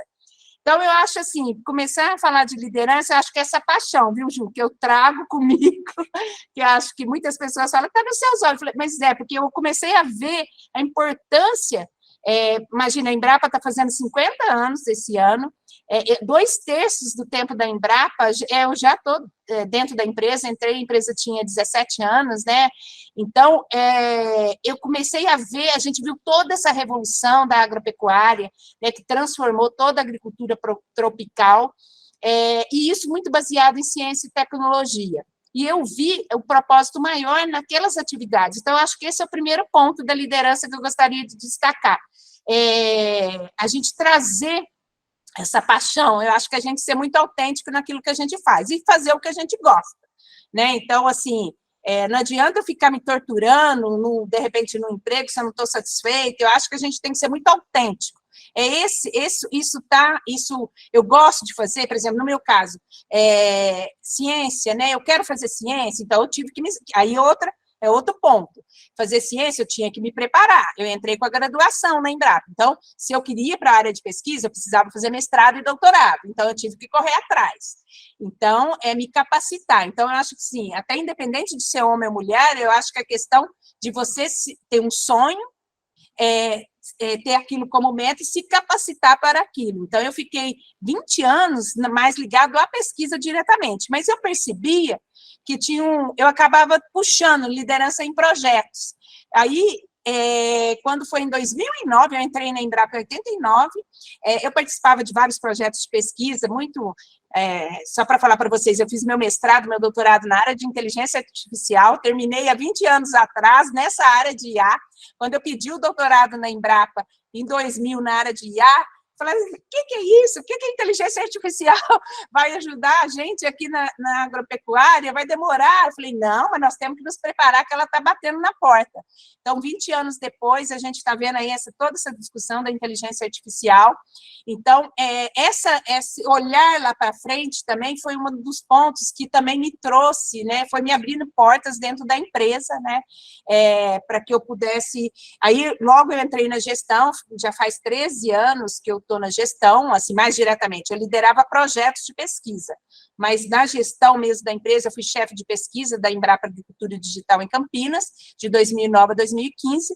Depois eu fui a diretora-geral, de 2015 a 2022. Até o ano passado, a gente tem mandatos, né, que a nossa carreira, a gente é concursado, a gente tem a carreira, e aí e tem mandato também na gestão. E assim que eu saí da gestão, eu comentei o ano passado, tive outros convites e tal, eu peguei e falei, não, agora o meu propósito, viu, Ju, eu quero ajudar o pequeno e o médio produtor a usar a tecnologia, porque a Embrapa, eu sempre falo, o sucesso da Embrapa, a gente tem 50 anos, mas a Embrapa não veio sozinha. A Embrapa tem os órgãos estaduais de pesquisa, parceria com as universidades, parceria público-privada, né? Estou vendo o Bradesco aqui, é nosso parceiro, na rede LPF, em outros projetos, tem outros, a Agrotus é nosso parceiro, tem vários que são nossos parceiros. Então, a gente, esse sucesso da Embrapa é justamente das parcerias que a gente tem, mas o principal, os 5 milhões de produtores é a credibilidade deles no que a gente faz. E aí eu falo, a Embrapa é uma empresa pública que trabalha com 5 milhões de produtores. A gente literalmente trabalha de açaí a zebu, né? A gente fala, porque a gente trabalha com açaí no norte e trabalha com a pecuária de corte. Então, assim, a gente trabalha hoje, se você olhar o nosso portfólio de tecnologias, 50% é para agricultura familiar, 50% é para médios e grandes produtores. Então, a gente tem tecnologia para os 5 milhões de produtores. Então, essa paixão foi me movendo na gestão. E quando eu saí, eu estava falando em 2022, eu falei, eu quero uma meta agora, criar um projeto que eu ajude nessa inclusão digital, porque a gente percebe um gap muito grande do pequeno e médio produtor para o grande produtor.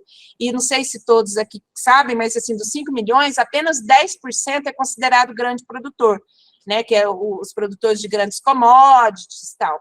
E os outros 88%, vamos dizer assim, são pequenos e médios produtores. Então, a gente ainda tem muito que avançar. Imagina, se só com 10% praticamente a gente já é um dos maiores produtores de grãos, carne, frutas, imagina se a gente trazer mais tecnologia para o pequeno e médio, né? O quanto esse país pode evoluir ainda mais na questão de aumentar a produção e a produtividade de maneira sustentável, né? Não só do ponto de vista econômico, mas ambiental e social.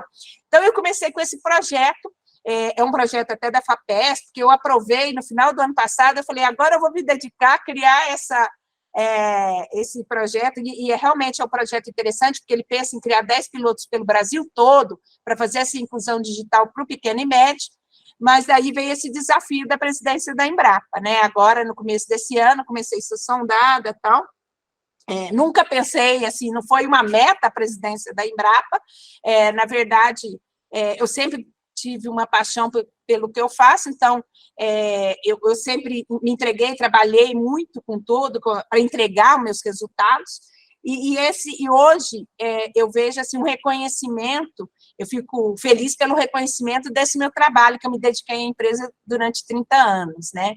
E assim, quando eu fui convidada, eu falei, meu Deus, mas é presidente, até uma diretoria nacional, estava saindo uma diretoria da unidade, mas aí vários, né, pessoas, o ministro veio conversar comigo, falou, não, está na hora de mostrar um outro lado da Embrapa, né, essa Embrapa que foi preparado, porque lá, há 30 e poucos anos atrás, alguém pensou, foi visionário, né, de contratar outro tipo de pesquisadores com essa visão mais transversal, mais multidisciplinar, né? Então, nós temos que mostrar que é uma oportunidade hoje de trazer esses novos insights para a empresa, né, nesse momento de 50 anos dela.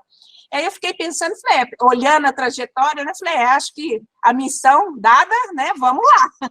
Então, eu assumi o desafio, mas eu sempre falo, da mesma forma, quando eu comecei a entrar na gestão, eu me preparei. Eu falei, tem que me capacitar, fiz cursos, né, então eu acho assim, a gente tem que estar sempre se capacitando, né? Esse é algo também que eu também sempre me preparei, não só do ponto de vista técnico, de gestão, que eu fiz vários cursos de gestão no Brasil, fora, para poder, cursos de gestão pública, no meu caso, que também eram importantes, tal, mas também essa questão da gente se preparar também com outros insights, inteligência emocional, né? Porque na empresa a gente está sempre trabalhando com outras pessoas, então essa parte do relacionamento é muito importante para que a gente possa fazer um bom trabalho, tanto no relacionamento interno com nossos colegas, nas nossas equipes, mas também no relacionamento das parcerias, né, com as empresas, com as instituições que são parceiras da Embrapa. Então, eu sempre fui muito de prezar por essa parceria interna e pelas parcerias externas, então, acho que isso também me trouxe até aqui, né? Então, esse é um pouco da minha história, Ju. Se você me perguntar quem me inspirou, eu tenho, assim, a minha avó materna, ela ficou viúva muito cedo, teve 4 filhas, que a minha mãe era uma delas, e ela falava assim, minha filha, minha avó, ela falava assim, você pode fazer o que você quiser, a gente não tem, ela ficou viúva, teve que bancar, ela vinha até de uma família que tinha condições, mas quando ela ficou viúva, ela ficou completamente, e ela foi ser professora, virou diretora de escola, tem até o nome, uma escola no nome dela, lá na minha cidade, eu sou mineira, de Passos, tem uma escola com o nome dela, e a minha mãe, e minhas tias, sempre muito fortes, então são exemplos de liderança feminina que falaram, olha, se você tem que, primeiro, ter seus valores, nunca perca seus valores éticos, morais, sempre levem eles com você, mas sempre persista no seu sonho, né, e se preparem para assumir essa responsabilidade.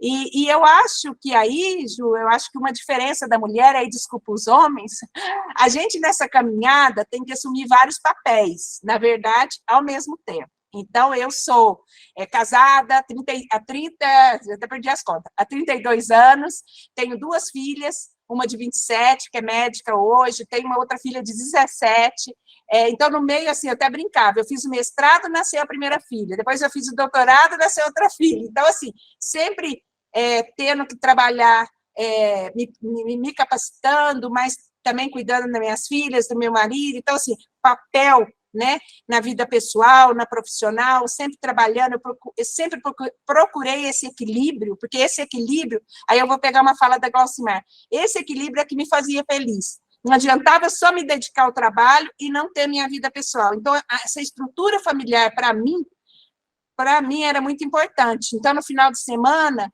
eu procurava priorizá-los, né? Se durante a semana não estava muito agitado, com muito trabalho.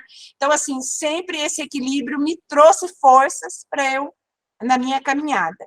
E outro ponto que eu acho que é importante também, e aí eu falo das mulheres, eu sempre valorizei muito também, assim, mentores que eu via na Embrapa, né, pessoas que a liderança, eram lideranças que me inspiravam, então eu nunca tive vergonha também de perguntar, de trocar uma ideia com essas lideranças, né, de aprender com aquelas pessoas que já tinham passado por aqueles momentos, então isso também me trouxe novos insights na gestão que me ajudaram também.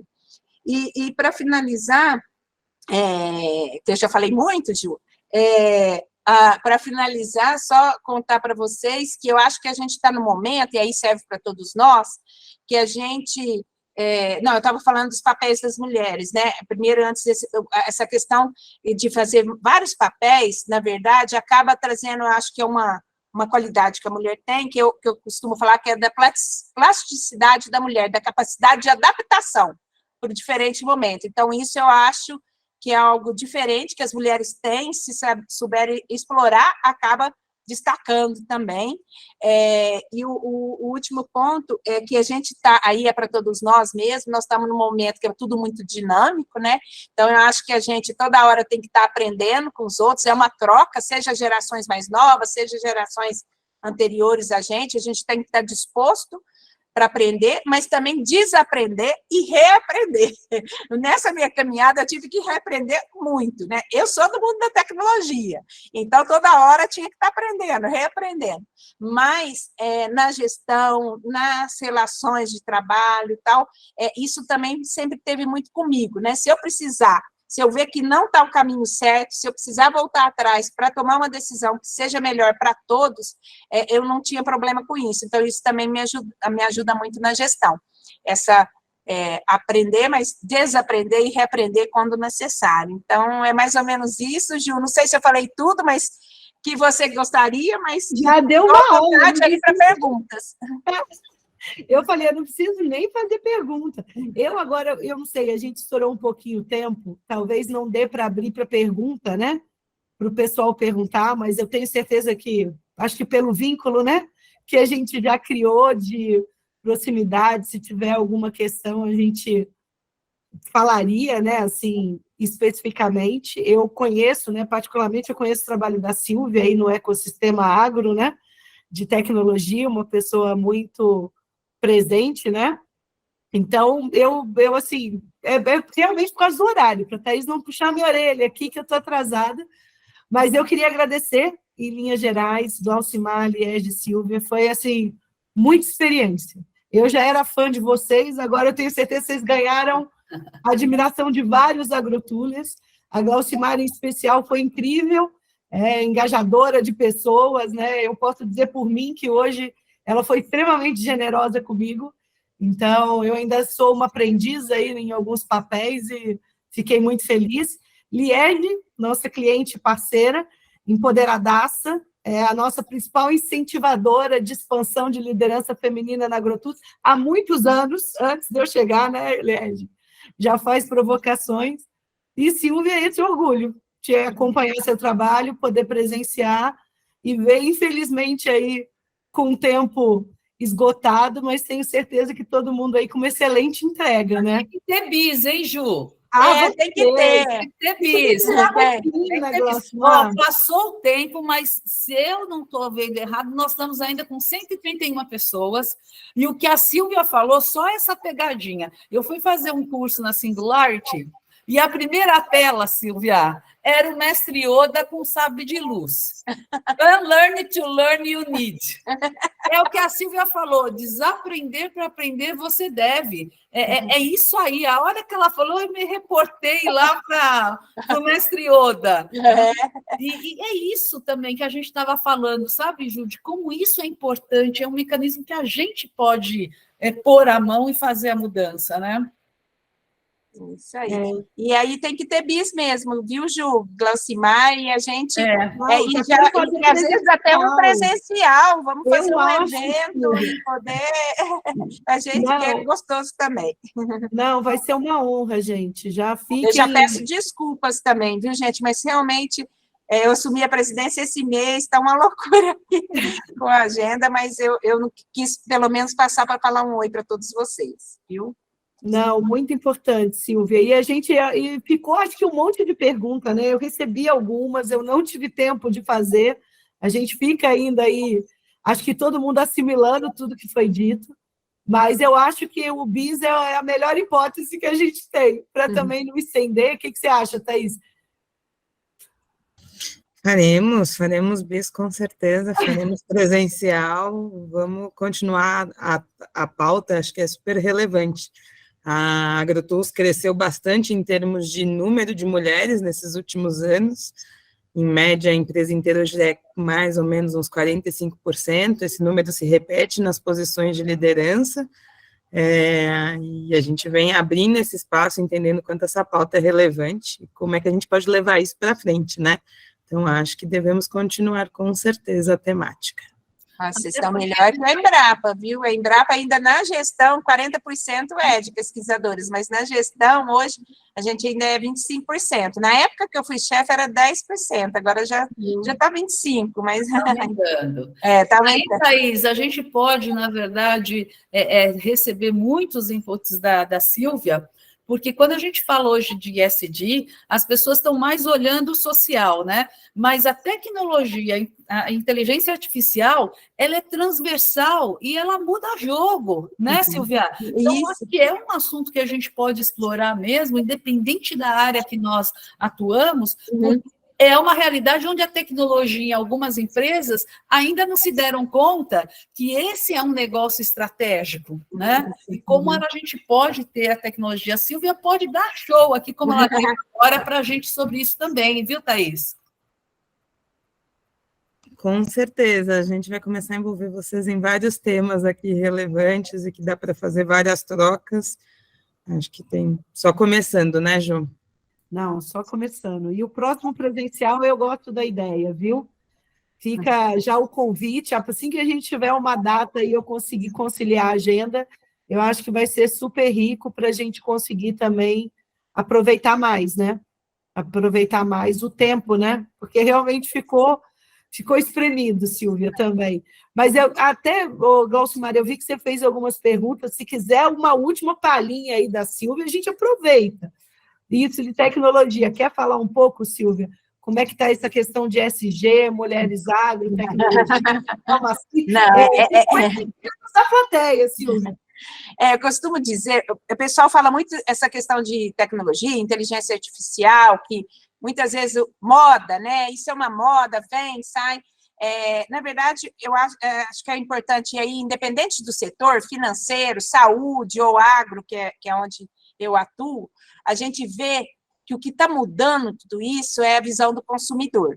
Então, é o que está pautando essa mudança, essa revolução que está acontecendo. Quer dizer, o consumidor hoje é muito mais preocupado com nutrição e saúde, origem dos alimentos, a gente mesmo, né? Quer mais transparência no processo de produção. Então, essas tecnologias, como a inteligência artificial, elas são necessárias para atender esse novo consumidor. Então, não é que é moda. Na verdade, é assim, o caminho da tecnologia, ela vai avançar, independente do setor que você estiver, saúde, finanças ou agro, ela vai avançar a tecnologia.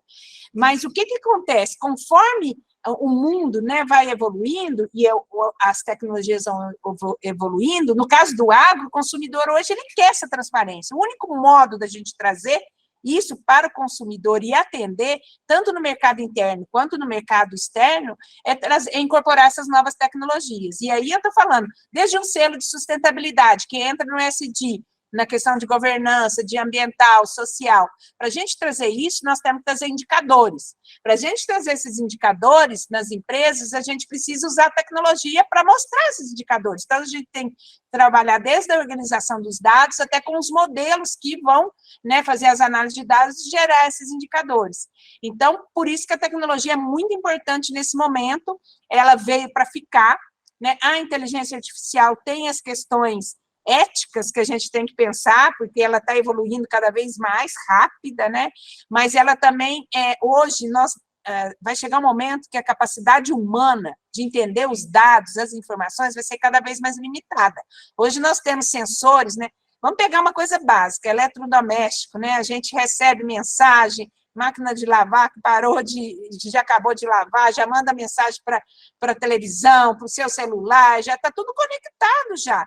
Então, assim, os dados estão sendo gerados, gente. Hoje a gente fala a biometria que tem no banco, né, Glaucimar, que a gente já entra na nossa conta e tal.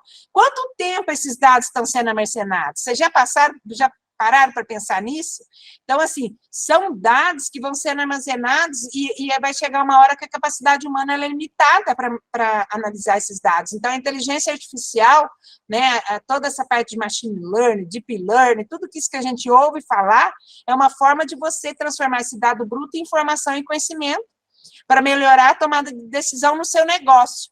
né? Então, não temos como a gente se livrar disso, porque a gente tem que saber trabalhar com uma estratégia, né, corporativa para que a gente possa trazer essas tecnologias da melhor forma para agregar mais valor no nosso modelo de negócio, vamos dizer assim. Então, é essa visão, mais ou menos, inclusive trazer os selos de sustentabilidade, que são tanto demandados aí nas nossas corporações, como o SD, por exemplo.